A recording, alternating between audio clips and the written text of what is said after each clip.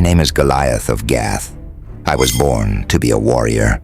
From the moment I took my first breath, my fate was sealed.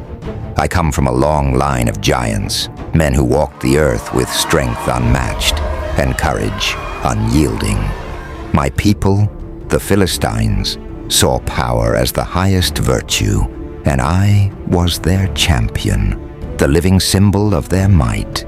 Growing up, I was larger than the tallest men around me.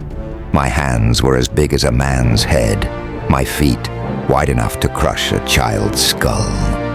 They said I was a mountain walking, a force of nature wrapped in flesh and bone. But it wasn't just my size that made me feared. It was what I carried inside. Pride, confidence, and an unshakable belief that I was invincible.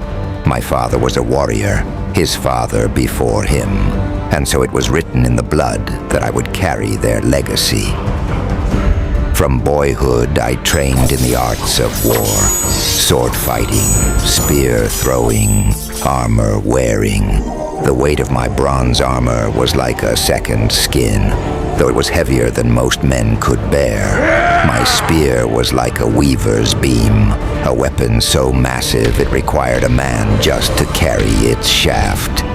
In battle, I was unstoppable. The ground trembled beneath my steps. Enemies fled before I struck. Mothers and children would hush their voices in fear whenever my name was spoken.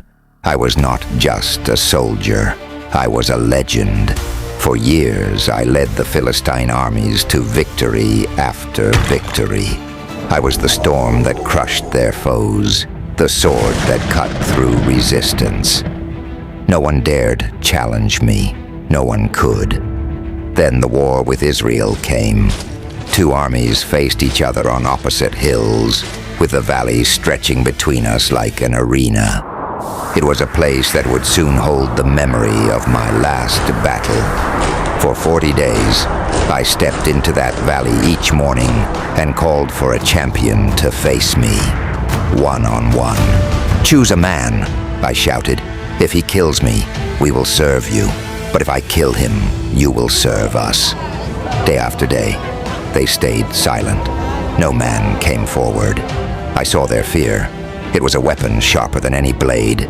It made them cower and tremble. I enjoyed it. It was mine.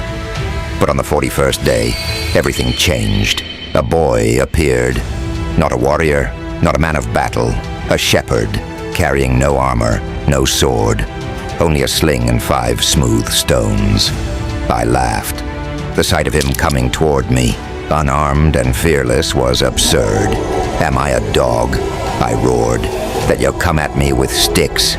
I cursed him and his god. But as he drew closer, I saw something I had never seen before. A fire burning in his eyes. No fear, no hesitation, only unwavering faith. "You come against me with sword and spear," he said, "but I come against you in the name of the Lord Almighty, the God of the armies of Israel, whom you have defied." His words echoed through the valley. I could feel a shift in the air. Doubt, a small unfamiliar whisper, crept into my mind. But I was Goliath. I was strength itself. How could a boy defeat me? I charged. The ground shook beneath my feet. My spear was raised to strike him down, but he was swift. The sling sang through the air, a stone flying like a bullet. I felt the strike, sharp, sudden, and crushing. Pain exploded in my forehead. My legs buckled. The world spun. As I fell, I saw the boy run toward me, drawing my own sword. The final blow came. Darkness took me. In those final moments, I understood something deeper than pain. Power is nothing without purpose. Strength alone cannot save you. I was the giant they feared. But the boy, David, was mighty in a way I never understood.